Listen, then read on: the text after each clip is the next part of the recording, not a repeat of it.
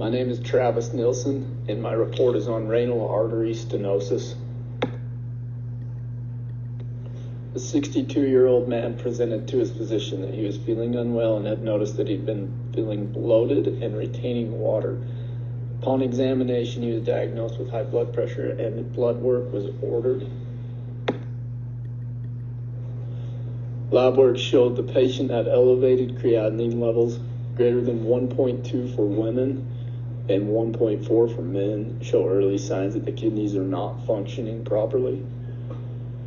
It also showed a low GFR, glomerular filtration rate. 90 is a normal value for the GFR.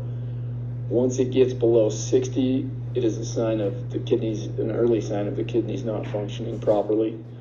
Below 15 is a sign for kidney failure or even need for transplant.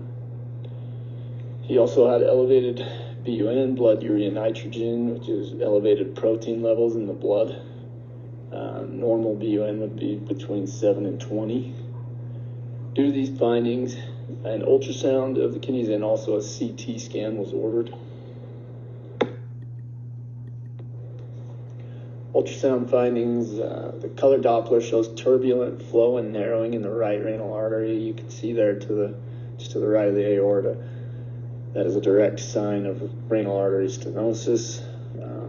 Indirect signs be those distal to the site of stenosis.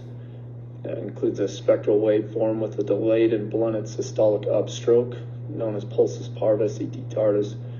This finding correlates with an acceleration index lower than 300 centimeters a second, an acceleration time longer than 70 milliseconds, and a loss of early systolic peak.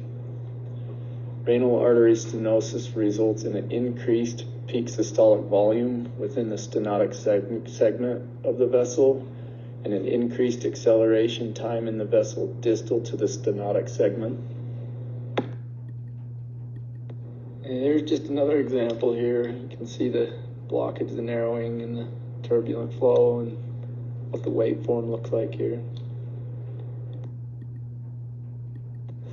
The CT scan confirms a right renal artery stenosis close to the aorta there. You can see the arrow pointing to the stenotic area.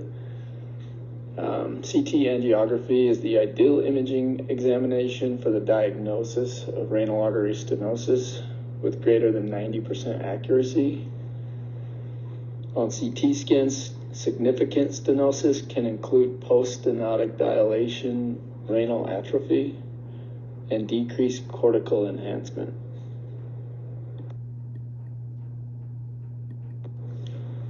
So after this talk about, I'll just kind of go over what renal artery stenosis is. It is the narrowing or blockage of the arteries that carry blood to one or both of the kidneys. Renal artery stenosis is more common in people 60 and older, mainly due to atherosclerosis, which is the fatty plaques, calcium, and immune cells that build up along the renal artery wall, causing a narrowing to the area of which blood can flow through. Another cause that's not as common, but it is more prevalent in women than men, is fibromuscular dysplasia. It's more common 2 to 1 in women than men.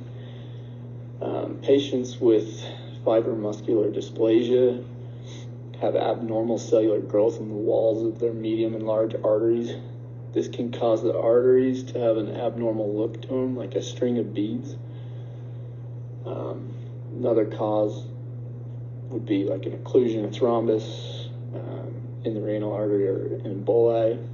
Emboli moves from its origin and then later gets stuck in the renal artery and causes blood flow blockage to the kidney.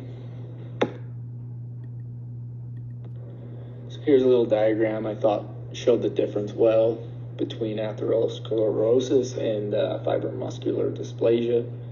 You can see on the left, you just have the plaque buildup blocking the blood flow, and then on the right, you have the more of the string of beads look and the thickening of the artery itself.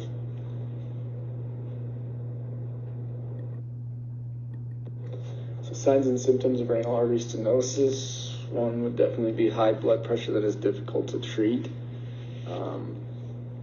Reason being is because the kidney is not getting a lot of blood due to the stenosis, so it thinks it needs to up the blood pressure. So it releases hormones into the blood that tells the body to retain more sodium in water, which increases the blood pressure. So it's a secondary hypertension. Abnormal brewing heard with a stethoscope placed over the kidneys. Another one that doctor might find during the examination.